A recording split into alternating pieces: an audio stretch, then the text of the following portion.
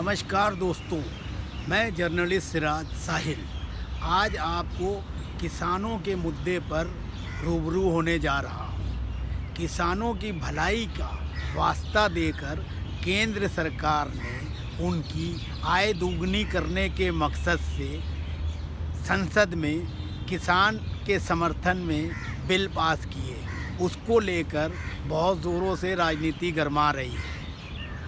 Bharatiya Janata party की सरकार में रक्षा मंत्री राजनाथ सिंह ने बाकायदा प्रेस कॉन्फ्रेंस करके देश के किसान भाइयों से आग्रह किया कि उनके रहते हुए, क्योंकि वे खुद एक किसान हैं और कृषि मंत्री भी रह चुके हैं भारत के, उनके रहते हुए प्रधानमंत्री नरेंद्र मोदी के नेतृत्व वाली सरकार में कोई भी किसान विरोधी फैसला नहीं हो सकता और ना ही किया गया है। विपक्ष द्वारा और ख़ास तौर से कांग्रेस द्वारा किसान भाइयों को गुमराह किया जा रहा है। वहीं कृषि मंत्री नरेंद्र तोमर का भी ये कहना है, बाकायदा उन्होंने प्रेस कॉन्फ्रेंस करके ये कहा कि किसानों की भलाई के लिए ही ये बिल लाया गया है। इससे किसान अपनी फसल का वाजिब दाम हासिल कर सकेंगे। लेकिन विपक्षी दलों और कांग्रेस का आरोप है कि इस कानून के आने से जो छोटे स्तर के किसान हैं वे पूरी तरह से बर्बाद हो जाएंगे और पूंजीपतियों के हाथ में उनकी नकेल चली जाएगी। एक तरह से उनका शोषण होने लगेगा और इस कानून के बन जाने से मिनिमम सपोर्ट प्राइस भी ख़त्म हो जाएगा। इस पर कृषि मंत्री नरेंद्र तोमर का कहना है कि मिनिमम सपोर्ट प्राइस का प्रावधान सरकार का प्रशासनिक निर्णय है। वो पहले भी था, अभी भी है और आगे भी रहेगा। इस पर मैं एक पत्रकार की हैसियत से ये कहना चाहता हूँ कि यदि 50 सालों तक कांग्रेस ने देश में शासन किया और मिनिमम सपोर्ट प्राइस की व्यवस्था रखी और कानून नहीं बनाया, उसको कानून में नहीं शामिल किया गया, तो भारतीय जनता पार्टी अगर वास्तव में किसानों की सच्ची हितैषी है तो उसको इन कानूनों में एमएसपी को भी कानूनी वैधता दे देना चाहिए। इससे भारतीय जनता पार्टी का पलड़ा राजनीतिक दृष्टि से भी भारी होता और किसान भाइयों में एक संदेश जाता कि जो काम कांग्रेस ने ईमानदारी से नहीं किया उसमें 2 कदम आगे जाके भारतीय जनता पार्टी ने कानून के दायरे में एमएसपी मिनिमम सपोर्ट प्राइस को भी ले आई और किसानों के उत्थान के लिए उनकी फसल का ज़्यादा मूल्य मिले, इसके लिए एक मजबूत कानून भी लाई। लेकिन हमें ये लगता है कि किसानों की भलाई के लिए ना तो कांग्रेस ने कोई प्रभावशाली और ईमानदार तरीके से कार्य किया और ना ही भारतीय जनता पार्टी करना चाहती है। राजनीतिक दृष्टि से कहने को तो सब कहते हैं कि हम किसान के हितैषी हैं, लेकिन हमारे देश के अन्नदाताओं का क्या हाल है ये किसी से छिपा नहीं है। जो लोग पूरे देश को पालने पोसने का काम करते हैं वही कई बार 2 जून की रोटी के लिए तरसते हुए दिखाई देते हैं और हज़ारों लाखों किसान आत्महत्या करने को मजबूर हो जाते हैं। वहीं दूसरी ओर हमारे देश के बड़े बड़े उद्योगपति, वो चाहे किसी की भी सरकार रही हो, उस कार्यकाल में बैंकों से करोड़ों अरबों रुपए का लोन लेकर नेताओं की साठगांठ से हड़प जाते हैं और उनका पैसा भी सरकार को नहीं वापस करते हैं, उनको बख्श दिया जाता है। कोई व्यक्ति ट्रैक्टर अगर लेता है किसान, तो ट्रैक्टर की किस्त नहीं दे पाता है तो बैंक वाले, फाइनेंस कंपनी वाले उसको प्रताड़ित करके ट्रैक्टर भी खींच ले जाते हैं। लेकिन अगर कोई अडानी, अंबानी या अन्य कोई व्यापारी या उद्योगपति करोड़ों अरबों रुपए का लोन फर्जी तरीके से कागज़ तैयार करके बैंक अधिकारियों से मिली भगत करके हड़प लेता है तो उसके पैसे को सरकारें अक्सर माफ़ कर देती हैं और ये कुकृत्य कांग्रेस ने भी किया, भारतीय जनता पार्टी ने भी किया। मैं यहाँ पे ये कहना चाहता हूँ कि प्रधानमंत्री नरेंद्र मोदी को दोबारा देश की जनता ने चुना तो इसलिए नहीं चुना कि कांग्रेस ने अगर भ्रष्टाचार किया या कांग्रेस ने सरकारी कंपनियों को कौड़ियों के भाव बेचा तो तुम उनसे 2 कदम आगे आके वही काम करो। भाई तुम्हें तो इसलिए चुना गया कि कांग्रेस नकारा थी, कांग्रेस काम नहीं कर रही थी, ना किसानों के लिए, ना युवाओं के लिए, ना महिलाओं के लिए, ना रोज़गार सृजन कर पा रही थी, ना कानून व्यवस्था सही थी। आप उसको करो, आप आगे 50 साल तक आप शासन करो, लेकिन वो शासन करने का तरीका तो ईमानदाराना हो। वो चीज़ सिर्फ भाषणों में, प्रेस कॉन्फ्रेंस में, विज्ञापनों में कहने और दिखाने के लिए ना हो, मूर्त रूप उसका दिखाई देना चाहिए। अब जिस तरह से पेट्रोलियम कंपनियों और अन्य बड़े नवरत्न महारत्न कंपनियों को जो कि फ़ायदे की हैं उनको भी बेचा जा रहा है, तो इसका क्या मतलब है? आप रेलवे का निजीकरण कर रहे हैं, इसका क्या मतलब है? अगर आप सारी सरकारी आधिपत्य की कंपनियों को निजी हाथों में ये बात कह के दे देंगे कि इससे देश जो है तरक्की करेगा, तो फिर आप लोगों को जो है सरकार में रहने का भी कोई अधिकार नहीं है। आप लोग सरकार में किस लिए आए हो? लोकतंत्र में सरकार क्यों होती है? लोकतंत्र में सरकार इसलिए होती है कि जनता का वो सही मामले में मार्गदर्शन करे, देश की जनता को सुचारू रूप से प्रशासनिक, आर्थिक, सामाजिक तौर पे मजबूत करे और देश को उन्नति की ओर ले जाए। ऐसा तो नहीं होना चाहिए कि आप कुछ खास वर्ग को और ज़्यादा अमीर करने के चक्कर में देश को बर्बाद कर दो। अगर आप लोग, कांग्रेस हो चाहे बीजेपी हो या कोई भी पार्टी हो, सिर्फ देश को इस तरह से बेचने का काम करोगे तो वो दिन दूर नहीं कि आप लोग भी किसी लायक नहीं रह जाओगे। इन उद्योगपतियों जो कि वो आपके इशारे पे ये कंपनियां खरीदते हैं और मौज मस्ती करते हैं, पैसे को गबन करते हैं और आप लोगों के बीच में भी बंदरबाट होती है, वो दिन दूर नहीं कि जब इस तरह से एक एक करके सरकारी आधिपत्य की कंपनियां निजी हाथों में चली जाएंगी तो आप लोग भी नाम मात्र के प्रधानमंत्री और मंत्री रह जाओगे, आपका अस्तित्व भी खत्म हो जाएगा। क्योंकि सरकार का अस्तित्व लोकतांत्रिक व्यवस्था में तभी है कि सरकार सिर्फ नाम के लिए ना हो, सरकार राज दिखना चाहिए।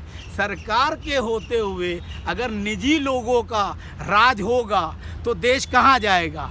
मिसाल के तौर पे जिस तरीके से टेलीकॉम सेक्टर में सारे प्राइवेट कंपनी के लोग प्रभावशाली तरीके से लगे हुए हैं, जियो ने 300 रुपये में स्कीम शुरू की, आज वो मन मर्जी से 600 रुपये वसूल कर रहा है, लोग मजबूरी में दे रहे हैं। दूसरे लोगों से प्रतिस्पर्धा करने के मामले में जियो आगे जा रहा है। जियो से हमें कोई व्यक्तिगत प्रॉब्लम नहीं है, ना हमें किसी एयरटेल या वोडाफोन या किसी कंपनी के पक्ष में हम हैं। मेरा कहने का मतलब है सरकारी आधिपत्य की कंपनी BSNL को क्यों नहीं मजबूत किया जा सकता था? मेरा सरकार से सवाल है कि सरकार की कंपनी जिसके पास इतने ज़्यादा संसाधन हैं, इतने कर्मचारी हैं, इतना नेटवर्क है, मूलभूत सुविधाएं हैं, वो नहीं अगर मजबूती से खड़ी हो सकती है तो निजी क्षेत्र के लोग उन्हीं संसाधनों का दोहन करके लाभ कैसे अर्जित कर लेते हैं? इसका मतलब सीधा सीधा है कि सरकार में बैठे लोग नाकारा हैं, निकम्मे हैं, निष्क्रिय हैं, उनको देश और समाज के लिए कुछ करने की इच्छा शक्ति नहीं है।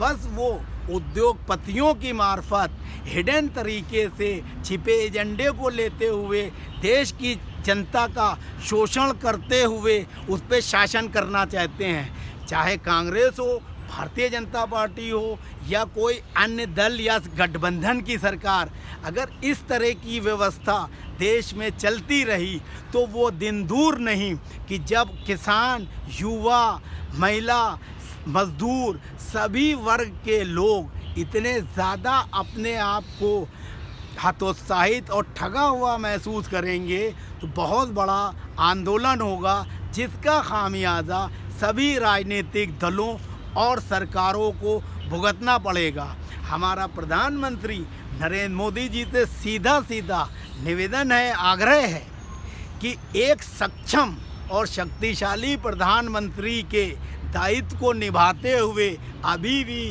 वे पुनर्विचार करें और सरकारी क्षेत्र की कंपनियों को किसी भी कीमत पर निजी हाथों में ना दें और अपनी सक्षमता और योग्यता को दिखाते हुए सरकारी क्षेत्र की कंपनियों को मजबूती से आगे बढ़ाएं और देश को विकास की ओर ले जाएं। अगर आप सारे सरकारी संसाधन निजी हाथों में दे देंगे तो वो दिन दूर नहीं कि जब सरकारें, मंत्री और नेता ये लोग भी उनके अधीन चले जाएंगे और उनके दिशा निर्देशों पर उनको काम करना होगा। ये स्थिति ना राजनीतिक दलों, मंत्रियों, प्रधानमंत्री साहब के लिए और देश के लिए सही होगी। इसलिए लोकतांत्रिक व्यवस्था को मजबूत करते हुए देश में सरकारी क्षेत्र की कंपनियों को मजबूती प्रदान करनी चाहिए और सरकारी क्षेत्र में खाली पड़े पदों पे तुरंत नियुक्ति होना चाहिए। और जिस तरीके से आए दिन हर सरकार अपनी मनमर्जी से कोई सेवानिवृत्ति की उम्र 58 साल करता है तो 58 से बढ़ा के 2 साल और करके 60 कर देता है, कोई राज्य सरकार 62 साल जो है उम्र कर देता है, कोई फिर दूसरा प्रधानमंत्री आता है वो उठा के फिर कह देता है नहीं 60 नहीं 58 साल पे रिटायरमेंट होगा। ये क्या तरीका है? आप अपने अधिकारी, कर्मचारी और देश की जनता को फुटबॉल ना बनाओ, इधर से उधर फेंक दो। भ्रष्टाचार ये भी एक भ्रष्टाचार का तरीका है। भ्रष्टाचार सिर्फ पैसा लेके काम करना ही नहीं है, भ्रष्टाचार अपने कर्तव्यों को ना निभाना, भ्रष्टाचार समय पे ऑफिस ना आना, काम ना करना, लोगों को प्रताड़ित करना, देश के हित में काम ना करना, जानबूझ के जो है राष्ट्र विरोधी कामों में लगना, ये सब चीज़ें भी जो है भ्रष्टाचार के दायरे में आती हैं। लेकिन सभी नेता इस तरह की बातें तो करते हैं। और प्रधानमंत्री, पूर्व प्रधानमंत्री श्री अटल बिहारी वाजपेयी साहब जब प्रधानमंत्री बने थे तो उन्होंने ये घोषणा की थी कि देश के सारे सांसद सदस्य अपनी अपनी आय व्यय का ब्यौरा दें। प्रधानमंत्री नरेंद्र मोदी साहब ने जब पहली बार शपथ ली थी तो उन्होंने भी ये घोषणा की।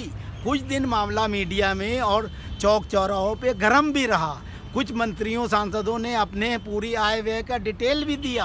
प्रधानमंत्री नरेंद्र मोदी ने यहाँ तक कहा था कि आधार से जो है लोगों के मकानों की रजिस्ट्री सब दर्ज की जाएंगी ताकि ये पता चले कि किन लोगों के पास बेनामी संपत्ति है, दूसरों के नाम से लेके इकट्ठा किए हुए हैं। लेकिन उस पर भी कोई कार्य नहीं किया। मूल रूप से देश की मजबूती के लिए जो काम होना चाहिए वो सिर्फ घोषणाओं में रह जाते हैं और फालतू की चीज़ों में कई बार सरकारें अपनी राजनीतिक कोटियाँ सेकने के चक्कर में लग जाती हैं। अब मैं यहाँ पे जो सबसे बड़ी विपक्षी पार्टी देश की है कांग्रेस के नकारापन को जो है बताना चाहूँगा। कांग्रेस हर मुद्दे पे भारतीय जनता पार्टी के निर्णयों को कोसने का काम करती है। जिस तरह के किसान के पक्ष में कानून कह रही है सरकार कि उसने पास किए हैं और कांग्रेस पूरे देश में और कुछ पार्टियों को साथ लेकर किसानों के साथ धरना प्रदर्शन कर रही है, सरकार को घेरने का काम कर रही है। अगर तुम राष्ट्र हितैषी हो तो तुम्हें कृषि मंत्री और प्रधानमंत्री से ये आग्रह करना चाहिए कि दोनों सदनों में कृषि बिलों को पास कराने में कांग्रेस मदद करेगी, लेकिन एमएसपी के प्रावधान को भी कानून में शामिल कर लिया जाए जो कांग्रेस की 50 साल की सरकारों ने नहीं किया। सही बात को, सच्चाई को स्वीकार करने में क्या प्रॉब्लम थी? तब अगर सरकार उनकी ये बात मानती तो कांग्रेस जो विपक्षियों के साथ धरना प्रदर्शन कर रही है उसको उसकी ज़रूरत भी ना होती और किसान भाइयों में एक संदेश जाता कि देश के नीति निर्धारक, वो चाहे बीजेपी हो या कांग्रेस हो, उनके हित के लिए काम करना चाहती है। कांग्रेस भी अपनी तुच्छ राजनीति की पूर्ति के लिए एक कानून जो देश की हितैषी सरकार बना रही है उसके खिलाफ राजनीति कर रही है। अगर तुम कांग्रेसी सरकारें और कांग्रेस की पार्टी किसान की सच्ची समर्थक है तो उसको पुनः प्रधानमंत्री नरेंद्र मोदी और कृषि मंत्री से बात करना चाहिए। जब एक बार कानून पास हो गया तो ऐसा नहीं है कि उसमें संशोधन नहीं हो सकता। जो मैं सुझाव दे रहा हूँ उसको देखते हुए किसान के हित में, देश के हित में कांग्रेस को उनसे आग्रह करना चाहिए। सभापति का माइक तोड़ना, पर्चे फेंकना, उधम मचाना ये समस्या का समाधान नहीं है। अब देश के लोग पढ़ लिख गए हैं, बहुत जागरूक हो गए हैं, सोशल मीडिया ने लोगों को अवेयर कर दिया है। इस तरह की चीज़ों से कांग्रेस और बीजेपी दोनों को बचना चाहिए, क्योंकि ऐसी तुच्छ मानसिकता और प्रदर्शन से उनकी जग हसाई होती है। कुछ चमचे टाइप के मीडिया समूह और पत्रकार भले ही आपकी गलत चीज़ों को भी सही तरीके से पेश कर दें, लेकिन ये आप लोगों को समझ लेना चाहिए कि जनता बहुत जागरूक है। वो समझती है कि कौन सा पत्रकार, कौन सा एंकर किस मकसद से कौन सी खबर प्रस्तुत कर रहा है और क्या किस तरह के शो उसके प्रोग्राम में आते हैं। यही वजह है कि आज चैनलों के मुकाबले सोशल मीडिया पे वायरल होने वाली वास्तविक खबरों को लोग ज़्यादा तरजीह देने लगे हैं और गंभीरता से उनको देखते हैं और उस पे ही निर्णय लेते हैं। यदि चैनलों ने और पैसा लेके खबरें छापने वाले मीडिया समूहों ने अपना यही रवैया रखा तो वे दिन दूर नहीं कि इनकी दुकानें जनता खुद बंद करा देगी और इनके मुकाबले सोशल मीडिया ही वास्तविक मीडिया का रूप धारण कर लेगा, जैसा दुनिया के बहुत बड़े देशों में हुआ है। इसलिए इन पत्रकारों को तथाकथित जो अपने को बड़ा पत्रकार कहते हैं, जनता उनके एक्टिविटी, उनके क्रियाकलापों, उनके प्रेजेंटेशन, उनके न्यूज़ आइटम्स को देख रही है, समझ रही है। वहाँ जन हितैषी, किसान हितैषी, युवा हितैषी, महिला हितैषी, समाज हितैषी कोई कार्यक्रम दिखाए जाते हैं। बनिस्बत इसके एक ख़ास समूह के पैरोकार के रूप में पत्रकार दिखाई देते हैं या एक ख़ास समूह के पक्ष में या विपक्ष में पत्रकारिता करते हैं। तब पत्रकारिता का सिद्धांत ये है कि सही को सही और गलत को गलत कहे, बिना किसी पक्षपात के, बिना किसी डर के, निर्भीकता से जनहित की बात उठाए। लोकतंत्र में लोग मजबूत होते हैं। यहाँ तो उल्टा है। 543 मेंबर ऑफ पार्लियामेंट लोकसभा के मिलके और उद्योगपति समूह मिलके पूरे देश को कठपुतली की तरह नचा रहे हैं और बंधक बनाए हुए हैं। देश की निरीह जनता परेशान है और इनको कोई रोकने वाला दिखाई नहीं देता। अगर इसी तरह से शासन प्रशासन चलता रहा तो देश में विद्रोह हो जाएगा। ये बात से भी इनकार नहीं किया जा सकता, क्योंकि किसी भी समाज या समुदाय को कब तक आप दबा सकते हो। जब लोगों को रोटी रोज़ी का संकट हो जाएगा और पेट में भूख लगेगी, वो भूख की पूर्ति नहीं होगी, निजी घराने सारा पैसा अपने बैंकों में भर लेंगे, विदेशों में जो है पैसा जमा कर देंगे, 5, 7, 10% लोग ही धनाढ्य रहेंगे और सब भुखमरी की कगार पे होंगे, तो लूट खसोट, डकैती, अपराध बढ़ेंगे। फिर सरकार के हाथ में कुछ नहीं रह जाएगा। ये हमारे देश की प्रमुख सरकार जो केंद्र सरकार है, जिसका पूरे देश में दबदबा है, पूरे देश में इस वक्त कोरोना काल में महामारी एक्ट के तहत प्रधानमंत्री नरेंद्र मोदी के निर्देश ही चल रहे हैं, वो देश का कोई राज्य भी हो। तो इसलिए ऐसी घड़ी में सभी राज्यों के मुख्यमंत्रियों को भी केंद्र सरकार को मदद करना चाहिए, सहयोग करना चाहिए और केंद्र सरकार को भी बिना किसी दुर्भावना के जो मुख्यमंत्री वो चाहे किसी भी राजनीतिक दल का हो, अगर राष्ट्र हित में, राज्य हित में कार्य कर रहा है तो उसको सहयोग करना चाहिए। जय हिंद।